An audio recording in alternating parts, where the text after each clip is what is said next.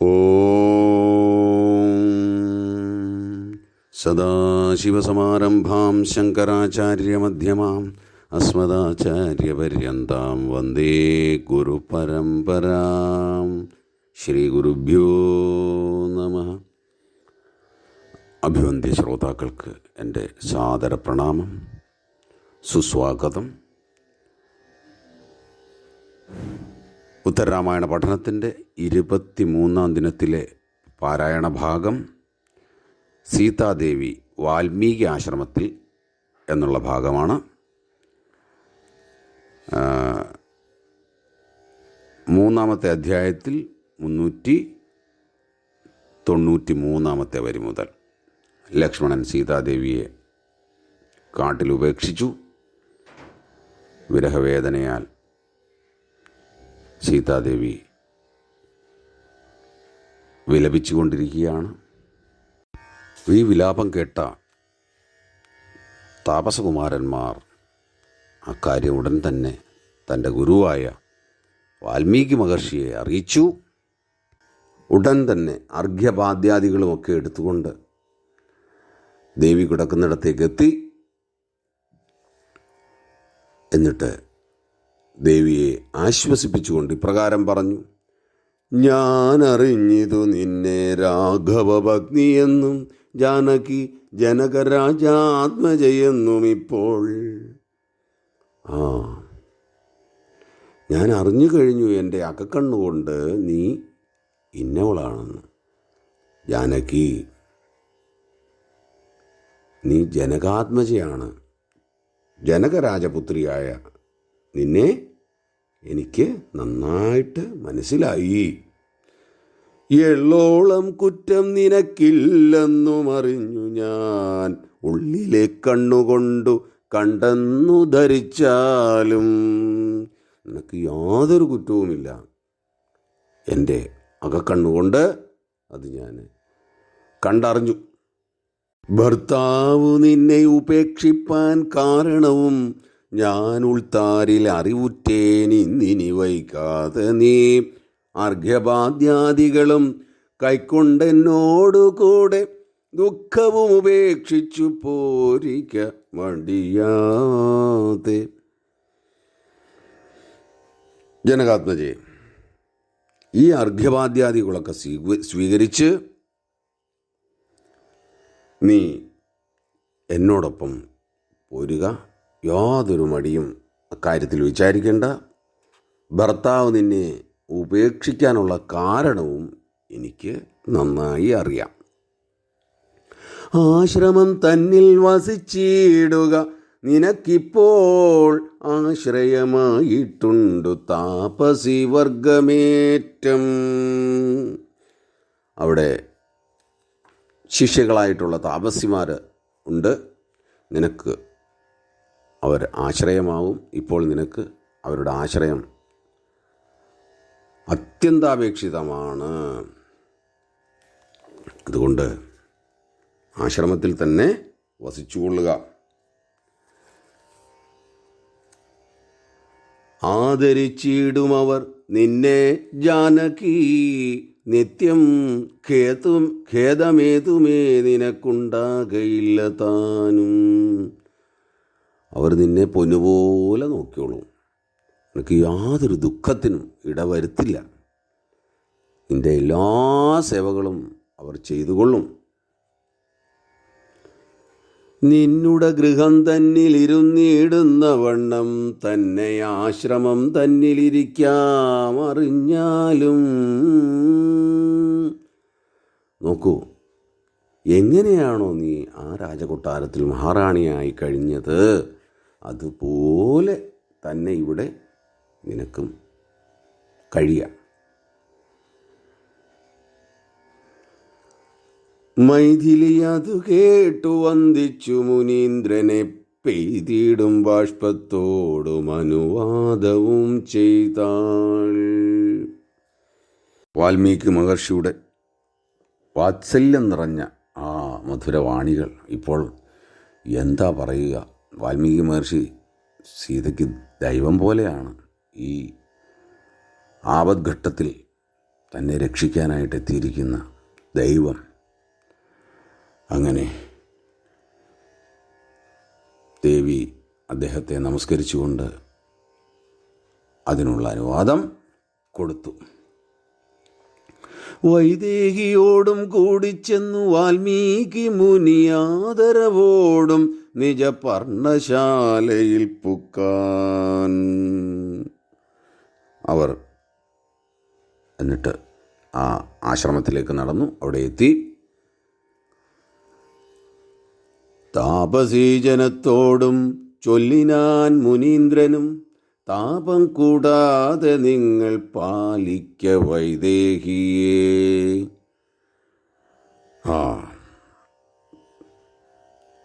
തൻ്റെ ശിഷ്യഗണങ്ങളെ വിളിച്ചു. അതിൽ പ്രത്യേകിച്ചും താപസിമാരെ, ശിഷ്യകളെ വിളിച്ചിട്ട് പറഞ്ഞു, നിങ്ങൾ ഈ ദേവിക്ക് യാതൊരു കുറവും വരുത്തരുത്, യാതൊരു ദുഃഖത്തിനും ഇട കൊടുക്കരുത്. സന്തോഷിച്ചവർകളും കൂട്ടിക്കൊണ്ടകം ബുക്കാർ, അന്തസ്ഥാപവും ഒട്ടുകുറഞ്ഞു വൈദേഹിക്കും. അങ്ങനെ ആ ദേവിക്ക്, വിദേഹ രാജപുത്രിക്ക് തൽക്കാലം ദുഃഖത്തിനൊട്ടൊരു ശമനം ഉണ്ടായി. അന്തസ്താപവും തൻ്റെ മനോവിഷമം ഒന്ന് കുറഞ്ഞു. ജാനകി മുനിയുമായി പോയതു കണ്ട നേരം മാനസചിന്തയോടും ലക്ഷ്മണൻ നടകൊണ്ടാൻ. സമാധാനം ആയി ലക്ഷ്മണൻ. വാൽമീകി മഹർഷി വന്ന് ദേവിയെ കൂട്ടിക്കൊണ്ടുപോയി. അത് കണ്ടിട്ട് അവർ അയോധ്യയിലേക്ക് യാത്രയായി. മാനസചിന്തയോടും, സന്തോഷമെന്ന് പറഞ്ഞാൽ സന്താപം ഒട്ടൊന്ന് അടങ്ങി, ഇപ്പോഴും ആ വിഷമം ഉണ്ട്.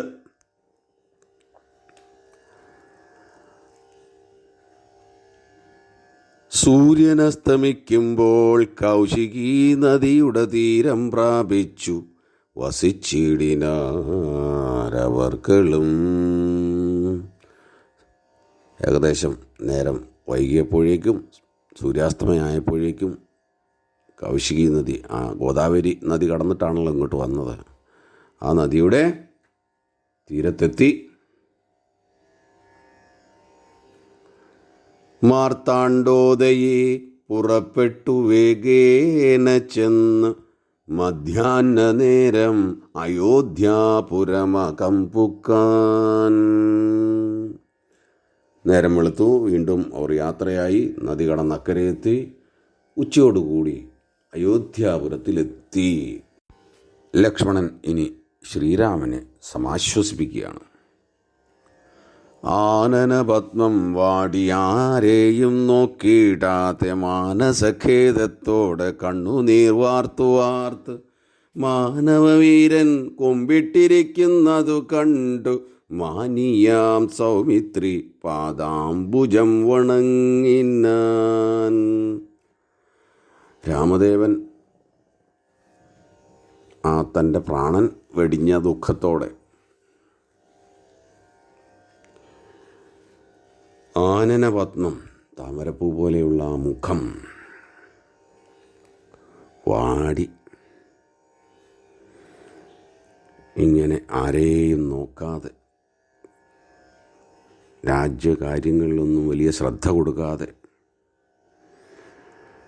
കണ്ണുനീരോട് കൂടി താൻ കരയുന്നത് ആരും കാണണ്ട എന്ന് കരുതി ഇങ്ങനെ കുമ്പിട്ടിരിക്കുകയാണ്.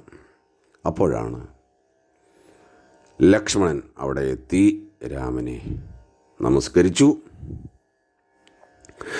എന്തുണർത്തിപ്പതെന്നു തന്നുടെ മനക്കാമ്പിൽ ചിന്തിച്ചു ചിന്തിച്ചു സൗമിത്രിയുമുര ചെയ്താൻ.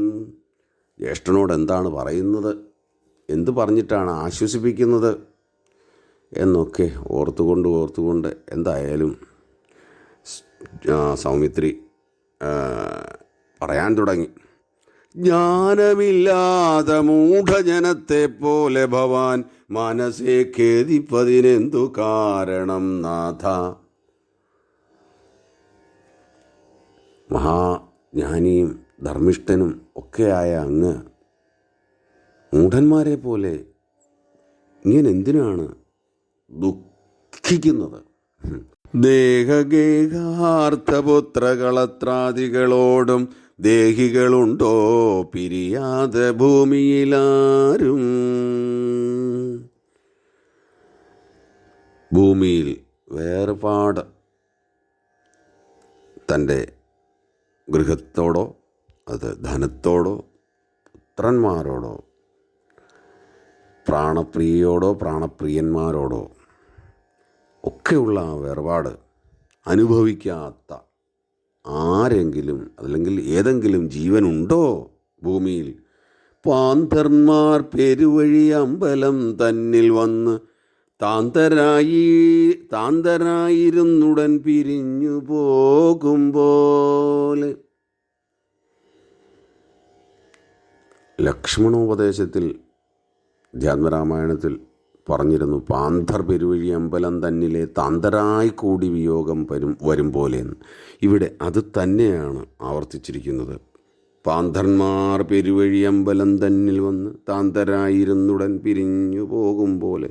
വഴിയാത്രക്കാർ പെരുവഴി അമ്പലം ആ കളത്തട്ടിൽ വന്ന് വിശ്രമിക്കാനായിട്ട് ഒത്തുകൂടിയിട്ട് വന്നവരെല്ലാം അവരവരുടെ വഴിക്ക് പോകുന്നത് പോലെ അവിടെ ആർക്കും ആരോടെയും യാതൊരു പ്രതിബദ്ധതയുമില്ല, യാതൊരു മമതയുമില്ല. കണ്ടു അങ്ങോട്ടും എവിടുന്നാണ് വരുന്നത്, എന്തൊക്കെയുണ്ട് എന്നൊക്കെ അങ്ങോട്ടും ഇങ്ങോട്ടും ചോദിച്ചെന്നിരിക്കും, ചിലർ ചോദിക്കത്തില്ല. പക്ഷെ അവർ പോകുമ്പോൾ ആർക്കും ആ വിയോഗ ദുഃഖം ഉണ്ടാവില്ല. അതുപോലെയുള്ളൂ വീടും കുടുംബവും ഒക്കെ അല്പനേരം ഒന്നിച്ചുകൂടി എങ്ങനെയാണോ പിരിഞ്ഞു പോകുന്നത് അതുപോലെ ദുഃഖിക്കേണ്ടതായിട്ടൊന്നുമില്ല.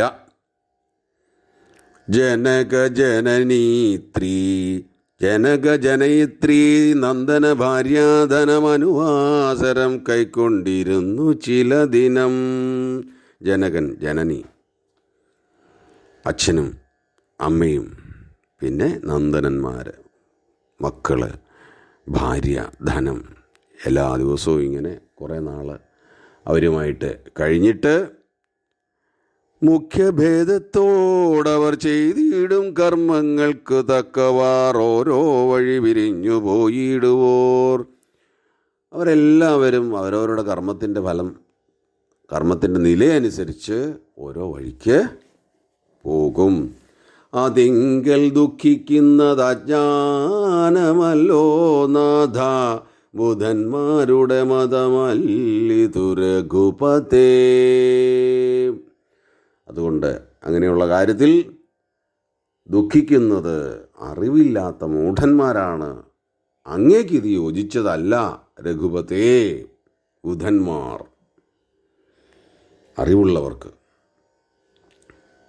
അറിവുള്ളവർ അങ്ങനെ ചെയ്യില്ല. പല സമയത്തും രാമദേവൻ തൻ്റെ അനുജനെ ഉപദേശിച്ചിരുന്നു. ആ ഉപദേശങ്ങളൊക്കെ ഉൾക്കൊണ്ട് അദ്ദേഹം ബോധവാനായി. ഇപ്പോൾ ഈ സമയത്ത് തൻ്റെ ജ്യേഷ്ഠനെ ആശ്വസിപ്പിക്കേണ്ടതായിട്ടുണ്ട് എന്ന് മനസ്സിലാക്കി അദ്ദേഹം കാര്യങ്ങളൊക്കെ പറയുകയാണ്. നിന്തിരുവടി അറിയാതെയില്ലേതുമെന്നാൽ അന്ധത്വമുണ്ടാമതിശോകത്താൽ എല്ലാവർക്കും. അങ്ങറിയാത്ത യാതൊരു കാര്യവും ഭൂമിയിലില്ല, ലോകത്തിലില്ല. എന്നാലും മായ കൊണ്ട് മനുഷ്യനായി പിറന്നാൽ അന്ധത്വം, അജ്ഞാനം, ഈ മായായവനിക ആ ബോധത്തെ മറച്ചു കളയും. അതുകൊണ്ട് ദുഃഖം മിക്കവാറും എല്ലാവർക്കും ഉണ്ടാവും. നാരിയെ പിരിഞ്ഞതു കാരണം നരേന്ദ്രനുപാരമുണ്ടഴലെന്നും നാനാലോകരുമെല്ലാം തങ്ങളിൽ പരിഹാസഭാവേന ചൊല്ലുന്നതും മംഗലമല്ല മഹീപാലകതിലകമേ.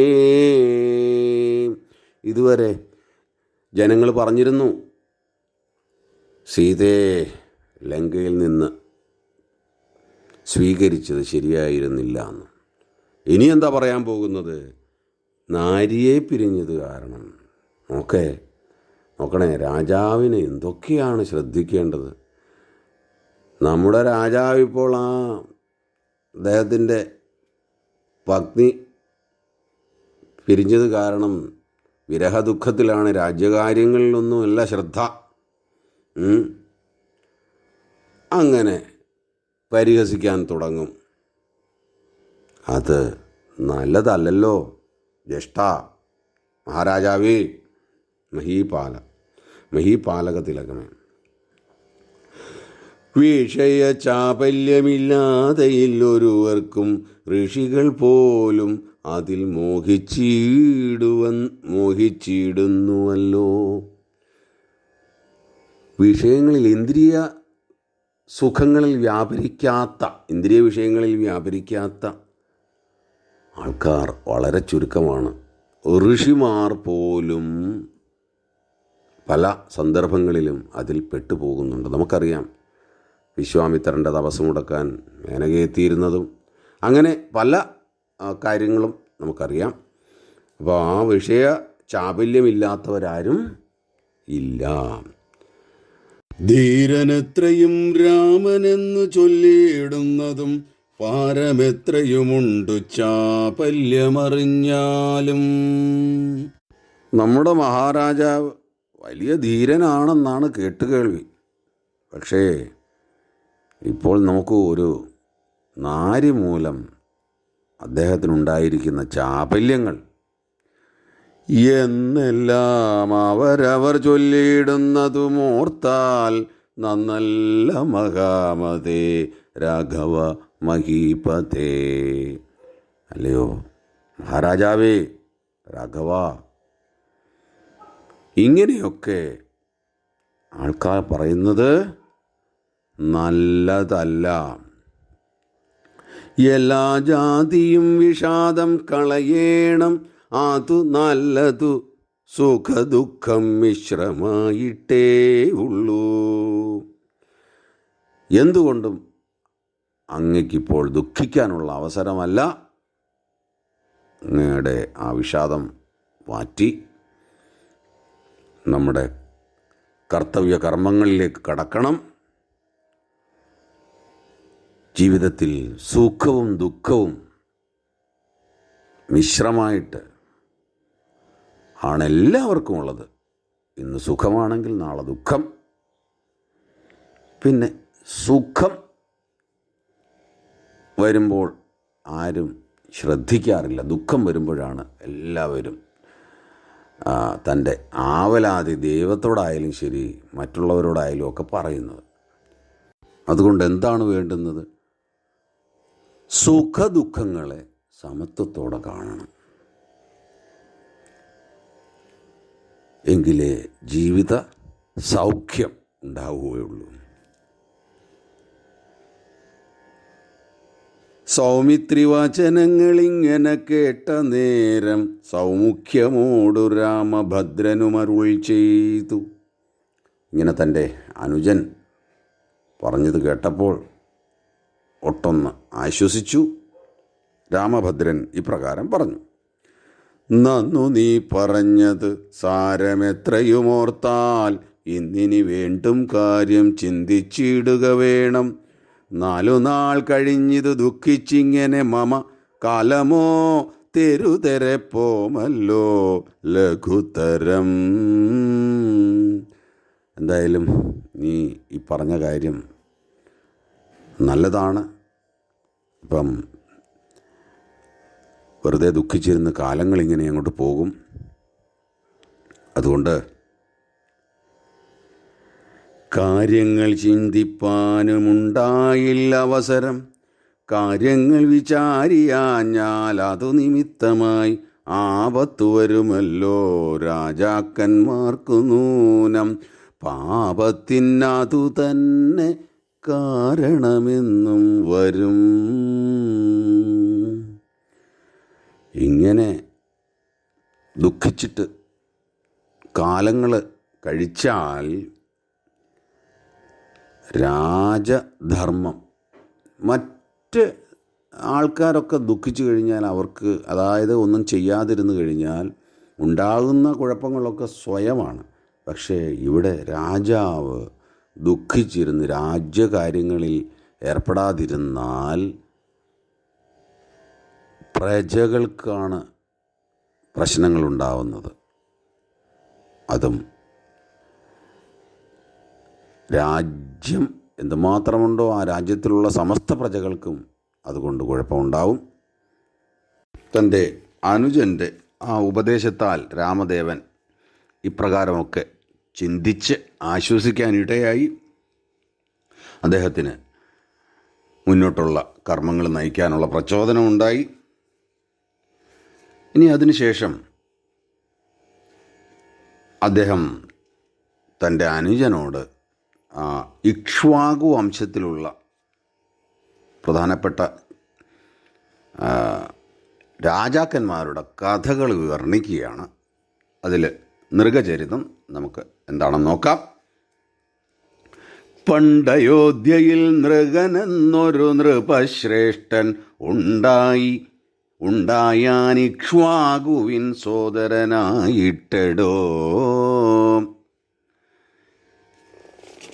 ഇക്ഷ്വാകു വംശത്തിൽ, അതായത് ആദിത്യപുത്രനായ വൈവസ്വതമനുവിൽ നിന്നും ജനിച്ച ഇക്ഷ്വാകു, ആ പരമ്പരയാണ് ഇക്ഷ്വാകു വംശം. അദ്ദേഹത്തിൻ്റെ സോദരനായിട്ട് ഒരു നൃപശ്രേഷ്ഠൻ, ശ്രേഷ്ഠൻ ഉണ്ടായിരുന്നു. ആരാണ്? നൃഗൻ.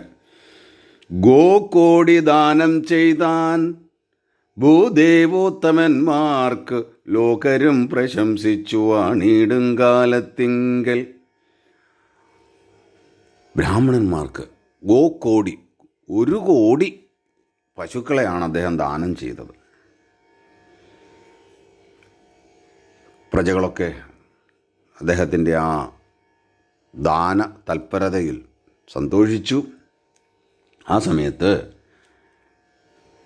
തന്നുടെ പശുക്കൂട്ടം തന്നിൽ വന്നൊരു വിപ്രൻ തന്നുടെ പശു കൂടെ കൂടിപ്പോയതു ബലാൽ. അദ്ദേഹം നേരത്തെ ദാനം ചെയ്തിരുന്ന ഒരു പശു വീണ്ടും അദ്ദേഹത്തിൻ്റെ ആ ഗോശാലയിലെത്തി. ആ നൃഗൻ്റെ താനേതുമറിയാതെ മറ്റൊരു ഭൂദേവന് ദാനവും ചെയ്തിടിനാൻ ഈശ്വരവിധിയാലേ. മറ്റൊരു ബ്രാഹ്മണന് ദാനം ചെയ്ത പശു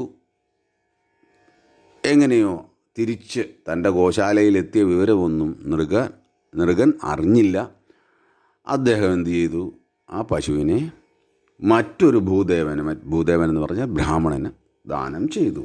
ഇതൊക്കെ ഈശ്വരവിധി കൊണ്ടാണ് എന്നും കൂടി പറയുന്നുണ്ട്. തന്നുടെ പശുവിനെ കാണാഞ്ഞു വിപ്രോത്തമൻ അന്വേഷിച്ചൊരിടത്തും കാണാഞ്ഞു ദുഃഖം പൂണ്ടാൻ. തനിക്ക് കിട്ടിയ പശു ഇവിടെ നിന്ന് ഇപ്പം കാണാനില്ല. അതുകൊണ്ട് അദ്ദേഹം ആ പശുവിനെ അന്വേഷിച്ച് യാത്രയായി. ആ ബ്രാഹ്മണൻ അങ്ങനെ ചില ദിനം കഴിഞ്ഞോരനന്തരം അങ്ങൊരു വിപ്രാലയെ കാണായി പശുവിനെ.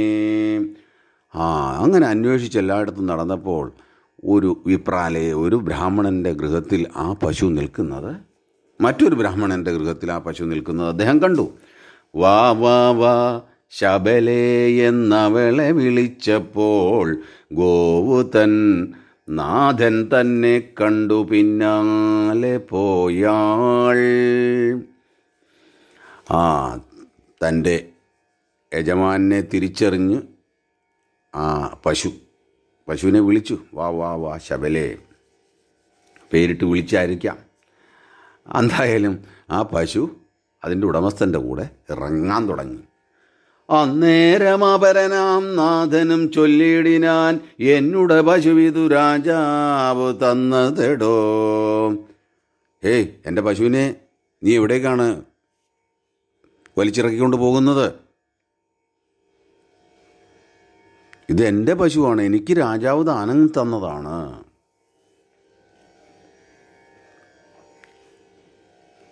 ഇത് കേട്ടിട്ട് രാജാവ് തരികയില്ലെന്നുടെ പശുവിനെ, വ്യാജമെന്നോടു പറഞ്ഞിടാതെ വിപ്രോത്തമ. അങ്ങനെ രാജാവ് ചെയ്യുമോ? ഇത് എൻ്റെ പശുവാണല്ലോ, എനിക്ക് കിട്ടിയ പശുവാണ്, അതിനെ വീണ്ടും രാജാവ് തനിക്കെങ്ങനെ തരിക? അങ്ങനെ ഉണ്ടാവാൻ വഴിയില്ല. നീ കള്ളം പറയരുത്. മന്നവൻ പറയണം, ഞാൻ തന്ന പശുവല്ലെന്നാൽ ഞാൻ അയച്ചിടാമില്ല സംശയമേതും. എന്നാൽ ശരി, നമ്മൾ തമ്മിൽ ഇങ്ങനെ തർക്കിച്ചിട്ട് കാര്യമില്ല. രാജാവ് തന്നെ പറയട്ടെ, ഇതാരുടെ പശുവാണ്? ഇത് എനിക്ക് തന്നതാണോ, എനിക്ക് തന്ന പശുവാണോ, അതോ തനിക്ക് തന്നതാണോ? എന്തായാലും രാജാവ് തന്നെ പറയട്ടെ. മന്നവൻ പറയണം, ഞാൻ തന്ന പശു അല്ലെന്നാൽ ഞാൻ അയച്ചിടാം. അങ്ങനെയുണ്ടെങ്കിൽ ഞാൻ ഈ പശുവിനെ നിനക്ക് തന്നെ തന്നേക്കാം. അല്ലായെങ്കിൽ അയക്കയില്ലെന്നും ഞാൻ പശുവിനെ ചൊല്ലുന്ന ദുർവാക്കുകളൊക്കെ ഞാൻ പൊറുത്തിടാം. അതല്ല എങ്കിൽ ഞാൻ ഈ പശുവിനെ തരികയില്ല. നീ എന്തൊക്കെ എന്നോട് പറഞ്ഞാലും ശരി, എന്നോട് ദുർവാക്കുകൾ പറഞ്ഞാലും ശരി, ഞാനതൊക്കെ സഹിച്ചു കൊള്ളാം. കള്ളന്മാരോട് പശു കൊള്ളുകയില്ല, പക്ഷേ കള്ളനായിടുന്നതു ഞാനല്ല രാജാവത്രേ. ഇതൊക്കെ കേട്ടിട്ട് അപരൻ പറയുകയാണ്, കള്ളന്മാരോട് പശു കൊള്ളുകയില്ല. നിന്നെപ്പോലെയുള്ള കള്ളന്മാരോട് പശു നിൽക്കുകയില്ല. അതുകൊണ്ടാണ് എൻ്റെ കൂടെ ഇറങ്ങി വന്നത്. എങ്കിലും കള്ളൻ ഇപ്പോൾ രാജാവാണെന്ന് തെളിഞ്ഞു കഴിഞ്ഞു. എന്തുകൊണ്ട്? ഒരാൾക്ക് കൊടുത്ത പശുവിനെ വീണ്ടും രണ്ടാമത് വേറൊരാൾക്ക് കൊടുക്കുക എന്ന് പറഞ്ഞാൽ അത് അങ്ങേയറ്റത്തെ അധർമ്മമാണ്. അതുകൊണ്ട് രാജാവാണിപ്പോൾ കള്ളനായിരിക്കുന്നത്. ഇങ്ങനെ തമ്മിൽ പറഞ്ഞന്യോന്യം കലഹം പൂണ്ടങ്ങു ചെന്നവനീശൻ തന്നോട് ചോദിക്കനാം എന്നവരിരുവരും ഒന്നിച്ചു പുറപ്പെട്ടു ചെന്നു ഗോപുരദ്വാരേ നിന്നു ചൊന്നതു നേരം എന്നൊക്കെ അവർ തമ്മിൽ അങ്ങോട്ട് തർക്കമുണ്ടായി. അവസാനം അവർ രണ്ടുപേരും കൂടെ തീരുമാനിച്ചു രാജാവിൻ്റെ അവിടെ രാജ്യകൊട്ടാരത്തിലേക്ക് പോകാൻ. രാജാവിനെ തന്നെ ചെന്ന് കണ്ട് കാര്യം തീരുമാനിക്കാം. അവർ രണ്ടുപേരും കൂടി ആ ഗോപുരദ്വാരേ ചെന്നു നിന്നു. ഗോപുര പാലകന്മാരോട്, ദ്വാരപാലകന്മാരോട് കാര്യങ്ങൾ പറഞ്ഞു. ഞങ്ങളിങ്ങനെ രാജാവിനെ കാണാൻ വന്നിട്ടുണ്ട് എന്ന്. ചെന്നു ഗോപുരദ്വാരേ നിന്നു ചൊന്നതു നേരം കാൺമതിനവസരം ഇല്ലെന്നു കേട്ടു തത്ര ബ്രാഹ്മണരിരുവരും ചില നാൾ പാർത്ത ശേഷം. പിന്നെയും അവസരമില്ലാഞ്ഞു കോപിച്ചവർ മന്നവൻ തന്നെ ശപിച്ചിടിനാരതു നേരം. രാജാവ് ആ സമയത്ത് എന്തോ അത്യാവശ്യ കാര്യത്തിൽ തിരക്കിലായിരുന്നു. രാജാവ് ദ്വാരപാലകനോട് പറഞ്ഞു, ഇപ്പോൾ കാണാൻ എനിക്ക് സാധിക്കില്ല. അവർ അവിടെ ഇങ്ങനെ കാത്തു കുറേ നാൾ നിന്നെന്നാണ് പറയുന്നത്. അവരെ ഒട്ട് വിളിപ്പിച്ചുമില്ല. രാജാവ് ഇക്കാര്യം അങ്ങ് മറന്നുപോയി. ബ്രാഹ്മണന്മാർ വിചാരിച്ചു രാജാവ് തങ്ങളെ നിന്ദിച്ചതാണെന്ന്. അവർ കോപത്തോടു കൂടി രാജാവിനെ ശപിച്ചു. കോപിച്ചു വിപ്രേന്ദ്രന്മാർ ഭൂപതി പ്രവരനു ശാപത്തെ കൊടുത്തിതു ഭീതിയായിടും വണ്ണം. അദ്ദേഹം അറിഞ്ഞില്ല രാജാവ് ഇങ്ങനെയൊരു സംഭവം ഉണ്ടായതുപോലും. പക്ഷേ ശാപം കിട്ടിയിരിക്കുന്നത് അതിഭയങ്കരമായതാണ്. അതാണ് വിധി എന്ന് പറയുന്നത്. നോക്ക്, എന്താണ് ആ ശാപം? കൂപത്തിലൊരു കൃകലാസവേഷവും പൂണ്ട് താപത്തോടിനി കിടന്നിടുക ചിരം ഭവാൻ. കിണറ്റിൽ ഒരു കൃകലാസം ഓന്തായിട്ട് ഇനിയുള്ള നാൾ ഈ രാജാവ് കഴിയട്ടെ എന്നാണ് അവർ ശാപം കൊടുത്തത്. ദ്വാപരയുഗാവസാനത്തിങ്കൽ നാരായണൻ പാപനാശനൻ വന്നു കൃഷ്ണനായി പിറന്നിടും. ശാപവും തീരും അവൻ തൊടുന്നാൾ നിനക്കെന്ന് ഭൂപതിപ്രവരനു ശാപമോക്ഷവും നൽകി. ബ്രാഹ്മണർ പശുവിനെ മറ്റൊരു ഭൂദേവന് ധാർമ്മികന്മാരാമവർ ദാനവും ചെയ്തിടിനാർ. ഈ രാജാവിന് ശാപം കൊടുത്തു എങ്കിലും അവർ ശാപമോക്ഷവും കൊടുത്തിട്ടാണ് പോയത്. ദ്വാപരയുഗാവസാനത്തിൽ ഭഗവാൻ കൃഷ്ണൻ ഈ ഓന്തിനെ തൻ്റെ തൃക്കൈകളാൽ തൊടും. അപ്പോൾ ആ രാജാവിന് ശാപമോക്ഷം കിട്ടും എന്നുള്ള ആ ശാപമോക്ഷവും ബ്രാഹ്മണന്മാർ രാജാവിന് നൽകി. എന്നിട്ട് അവരെന്ത് ചെയ്തു? ഈ തർക്കവിഷയമായ പശുവിനെ മറ്റൊരു ബ്രാഹ്മണന് നൽകിക്കൊണ്ട് അവർ അവിടെ നിന്നും പോയി. നമ്മുടെ പഠനം ഇവിടെ സമ്പൂർണ്ണമാക്കുകയാണ്. എല്ലാ സജ്ജനങ്ങൾക്കും എൻ്റെ സാദര പ്രണാമം ഒരിക്കൽ കൂടി അർപ്പിച്ചുകൊള്ളുന്നു. ജാനകീകാന്തസ്മരണം ജയ ജയ രാമ രാമ. ഓം പൂർണ്ണമദഃ പൂർണ്ണമിദം പൂർണ്ണാത് പൂർണ്ണമുദച്യത്തെ പൂർണ്ണസ്യ പൂർണ്ണമാദായ പൂർണ്ണമേവാവശിഷ്യത്തെ. ഓം ശാന്തി ശാന്തി ശാന്തി.